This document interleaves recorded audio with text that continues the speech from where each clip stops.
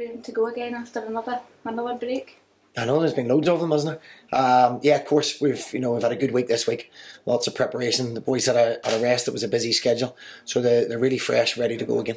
How good is this game against Aberdeen in terms of preparation for next week as well?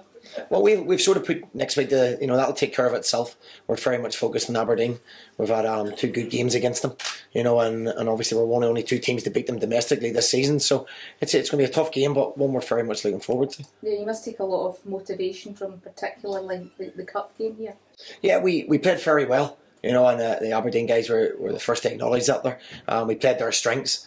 And I think people spoke very highly of us after it because it was live on TV and it was a big occasion. But we'd been doing that a lot. We got away from it a little bit in the Hibs game.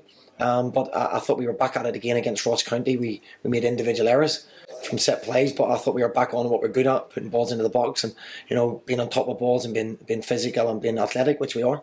With this final, obviously your focus is on Saturday, but the final coming around, do you see the levels increasing in training all the time? They're all determined to play.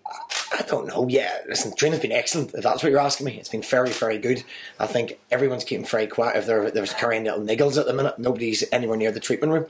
But I think that's intensity of training and the environment we've created from day one. So I don't think it's been raised any, if I'm being honest, but it's certainly consistent. It's an interesting time in international football as well. Have you any surprise to you that the SFA have gone for Michael O'Neill? None whatsoever. No, I've said it in numerous interviews. If you're any international board recruiting a manager, looking at what Michael's done with our pool of players, he's got about 35, 36 players to choose from. Some are, I think, 4 or 5 are Premier League, and the rest are made up from League 2, our leagues, etc. And what he's done with that amount of players and the achievement is incredible. So if you're sitting on an international board, it'd be at the forefront of your mind, most definitely. Can you see it as being an interesting prospect for him in terms of Scotland have maybe got younger players coming through at the moment, in terms if you compare it to Northern Ireland? Well, what Scotland have is a bigger pool of players. They've got a professional league in their country. Massive support, massive media attention. That isn't in Northern Ireland. It's a part-time league. We don't have the pool of players to choose from, so it makes the achievement even more. But Scotland have improved in the last few months as well. So I can't speak for Michael, but there's obviously a lot of potential there. What's your hunch? I don't know. I haven't actually spoke to him. As I say, I can't speak for Michael. I know there's club jobs apparently being interested as well. And they're 2 completely different jobs. International football's 6-7 games a year. You do have a life outside of it. You have a more downtime. More thinking time, where a club job it's full on, takes over your life.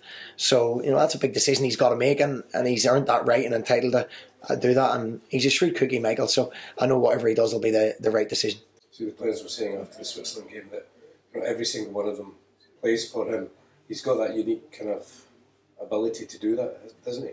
Yeah, he's a very good man manager. I said in previous interviews, he manages boys from the top level of the game in the Premier League, and boys down to League 1s and League 2 that maybe not playing regular, and he combines all that together. That's the key to it. Nobody's above themselves. They've all got a massive work ethic, and what he's done is created a professionalism that wasn't there before in terms of their preparation and how they prepare for matches and tournaments. How does it feel being tipped as a potential successor to Michael? To be honest with you, it's a massive honour for me. To manage your country and even be linked with something like that there is huge. I take great pride in being from Northern Ireland, and being a part of the Northern Ireland setup before was a massive part of things for me. So yeah, it's great, but as it stands at this moment in time, I'm the Motherwell manager and very, very much enjoying it. And Michael's the manager of Northern Ireland, we must not forget as well. So, he hasn't made that decision. All's been, I'm led to believe, is there's been talks, and I'm only going by what I've read on Sky. So, at the minute, nothing changes, and I'm certainly very happy at Motherwell. Sure, a few if, buts and maybes, but is it one of those ones where it's a tough one to turn down if the call came? I think everybody has an ambition. It's probably the top level of your management career to manage your country is huge. Whether it's at this time or whether it's further down the line for me, then that remains to be seen. And as I'll reiterate, I'm really, really happy at Motherwell. The club have been fantastic to me, and my sole focus is very much on that. And as you said, there's buts, maybes that there's no point talking about. And Michael's a manager in Northern Ireland, and for me, I hope he remains a manager in Northern Ireland. I genuinely mean that, because he's been a massive success. So my kids would be devastated if he leaves. So. I've got to ask Richard there, what What's the feeling like around the town? With just about 10 days or so to go before the final. Have you felt it? A different atmosphere around the place? There's a buzz about the place. As I say, there's a smile on everybody's face. The people in the offices they're working overtime, I can assure you, to try and make sure everybody gets the tickets. And there's been a massive turnout so far, and we're hoping more people will turn up and support us. But we've tried to keep the players away from that and stay very much focused on Aberdeen, because make no mistake, that's a huge challenge for us. And the league's a bread and butter for us, and we've lost 2 games now. We want to get back to winning ways again, and that hopefully starts on Saturday. Is that kind of where you see Motherwell consistently? Is it possible that you can be in cup finals trying to challenge the top teams? Is that where you see yourself trying to take the club? In reality, yeah. We have to stay in this division. And I've never, when we were winning games, when we were 4 in a row and we were 3rd in the table, I never strayed from that. We have to win football matches to stay in this division first and foremost. We're a club with a minimal budget, and we're a good club that is run well. But if we can compete, then in the top 6, we're very, very happy with that. First and foremost, we stay in this division. The cups are bonuses. The one-off games, and we're always well prepared with boys that have a never say die attitude that will give absolutely everything for this football club. So on one-off games, you can surprise everybody. And given the fact you've beaten Aberdeen this season already, I mean, is it realistic that you could try and do what they've done and kind of become the next challenger at the top, or are you saying that's for a club of Motherwell's size and budget that's not possible? No, I never said it wasn't possible. I said my first and foremost aims is to make sure we stay in this division. We've got aspirations, as I always said, within the dressing rooms we don't shout about. We believe we're a very good squad of players. Those are the ones I'm asking you about, the ones you don't shout about. Yeah, well, that's because I'm not going to shout about it. We believe, we've earned the right to be up in that top 6. You have to keep doing the things that have got you up there. And we got away from it for a few games, so we'll get back to that again. I don't see no reason why not. I think if you aim high and you just fall short, then you're still right up there. There's no reason why we can't be a St Johnstone. St Johnstone have done it for 3-4 years now, where they're in that top 4. Why not? Why not us? We have a belief and a genuine belief in the ability and staff that we've got here that we can be very competitive. Stephen, what's your take on Project Brave, and how much of an investment is a club like Motherwell making in this, and how important is it that it's successful? It is, and I think Malky Mackay will do a very good job. I have a lot of respect for Malky. He's been there and done it at the top level of the game.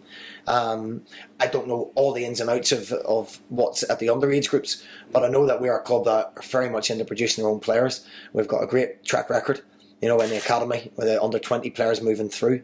And it's vitally important. The same thing was done in Northern Ireland, where we started from scratch. And there was nothing in place, and we put a structure in place where we're now starting to see young boys come through.